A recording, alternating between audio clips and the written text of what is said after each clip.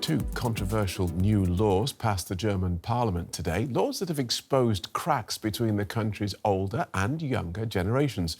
One will increase pension payouts over the next 15 years, which is good news for pensioners. But the measures faced resistance from some younger lawmakers within the government who say they are too generous and unsustainable. Now, the issue of pensions is an increasingly thorny one in Germany because younger generations have to foot the bill. And today, there are fewer young people in the workforce to pay the pensions of an increasing number of retirees. That means less money going in and more money being taken out. So without some sort of fundamental reform, simple maths says at some point the system will collapse. But Parliament kicked that can down the road today, and the costly new pension package was approved. Now, also approved was a new military service law which aims to boost the numbers of young recruits to Germany's army. The government hopes the law will encourage enough volunteers to sign up. But if they don't, then compulsory conscription could follow. This military service is voluntary and it will remain so if everything goes as well as we hope. But I want to be honest with you. If it's not enough and if the threats we face worsen, we will have to introduce some kind of compulsory military service in order to protect this country. Well, students across Germany skipped school today, protesting against the idea of compulsory conscription. Polling shows a huge generational divide, with a majority of younger Germans opposing a return to compulsory military service, while a majority of older Germans support it. Now, Quentin Gärtner was until recently head of the organisation that represents school students across Germany. He's also a member of Germany's Green Party. Welcome back to the day, Quentin.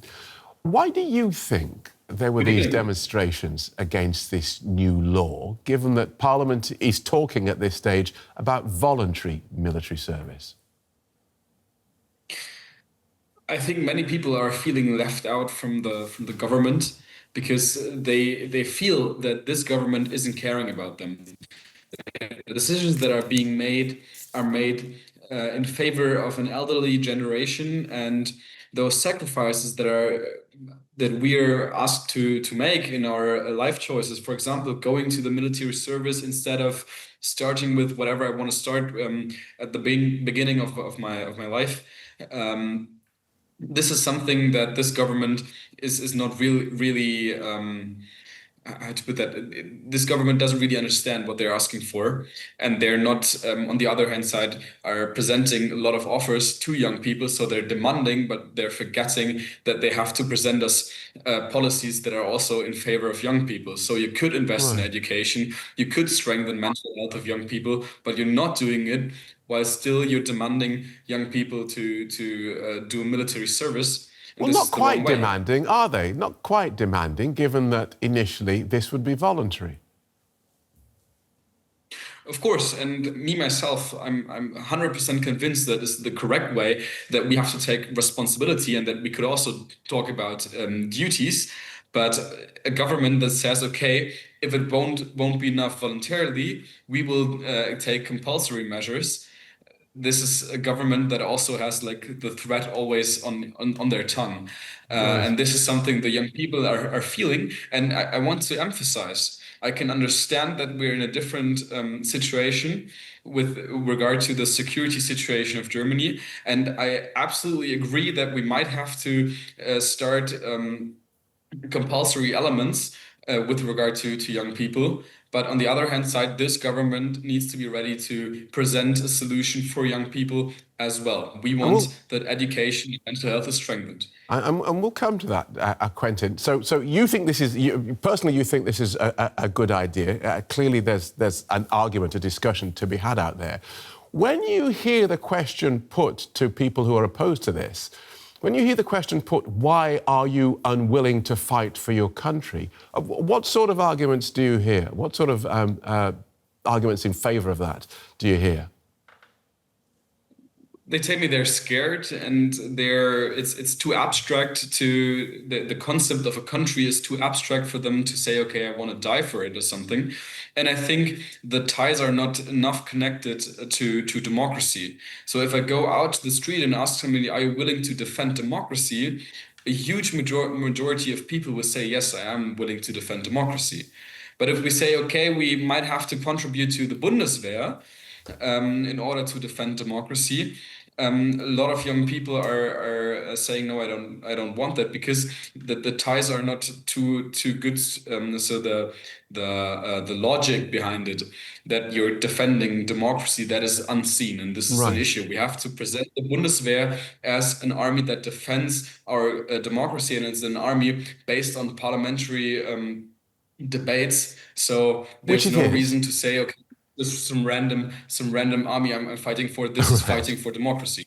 And just on the point that you made there, the idea of what's in it for us. So in terms of this government trying to reduce opposition amongst young people to a measure like this, you mentioned one of the things that they ought to be investing in is education. How else might they encourage young people to have more of an investment in this country?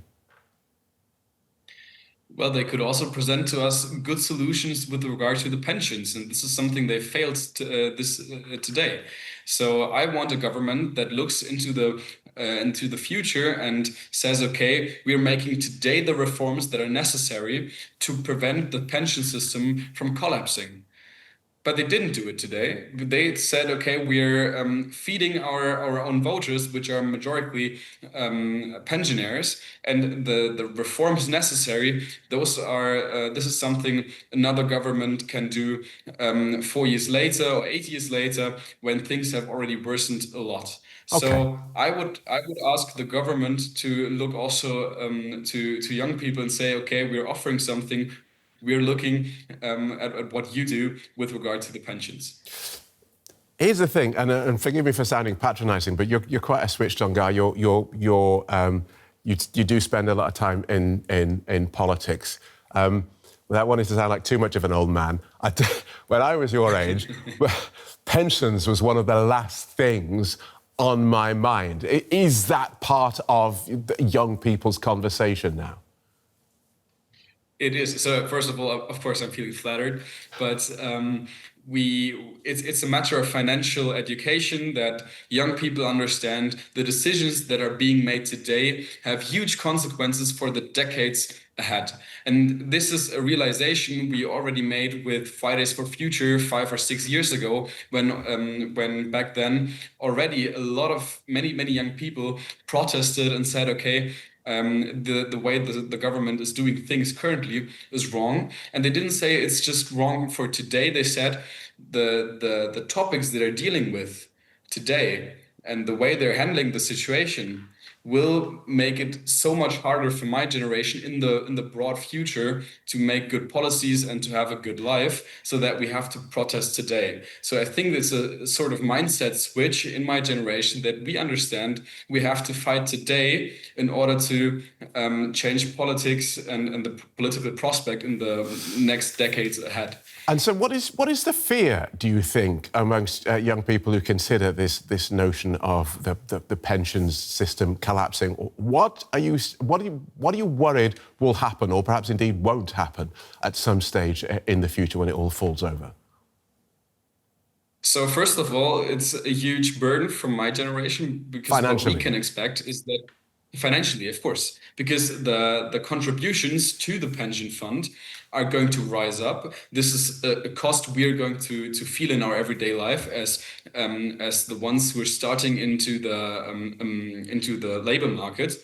And we will feel these risings in the pension contributions, and also we will feel a government that will have to pay a lot of money towards the pension fund in order to save it from collapsing, which will prevent the future governments to do the investments necessary for example, a climate crisis, fighting the climate crisis, for for increasing government economic growth and all sorts of things that won't be able to that the government won't be able to do because they will have to invest too much money into the pension funds in order to stabilize it. And this is something I can't support as a young person.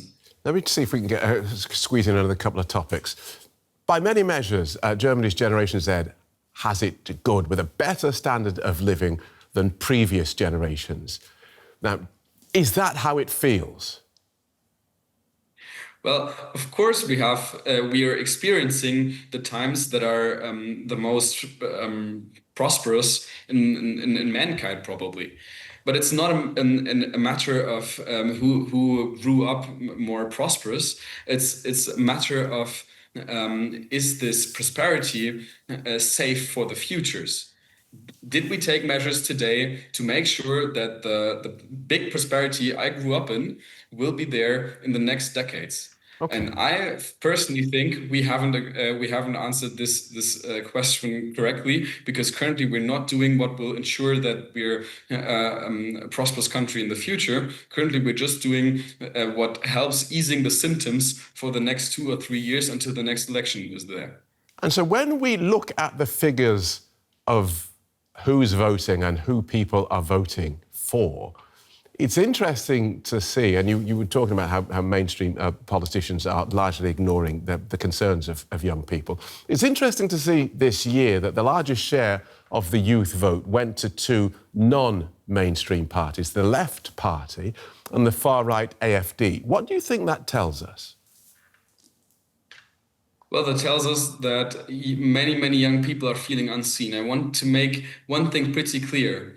No matter what, there's no justification for voting in favor of an extremist party. This is not something I'm supporting, but I can understand where it comes from, because this government fails to address the needs of young people.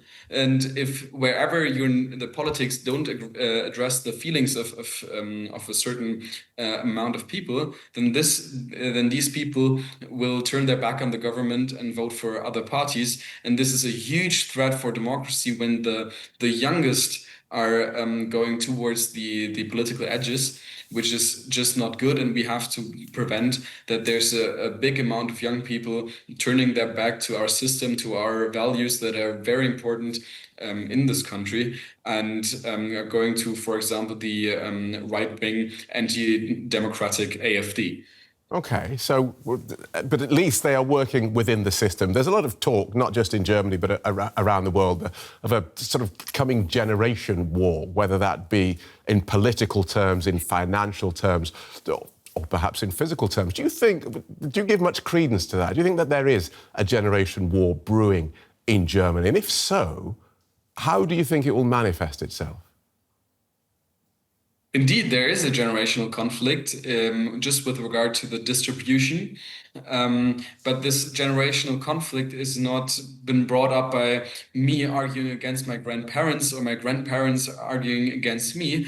It's brought up by a government that just proposes generational unjust proposals. So a government that is not looking at both generations or at different generations and says, okay, everybody has to pay their fair share. And this is the issue. I don't think that my grandparents would want a government that doesn't work for me. So I think within the society, there are many people in favor of saying, okay, we have to get a good balance between young people supporting the elderly, while on the other hand side, the elderly not demanding too much from the young people, so that their freedom in the future is shrinking. But this government is not acting accordingly, right. And this is the huge issue. Good talking to you. Thanks for taking the time, Quentin. Quentin Gärtner. Thank you very much.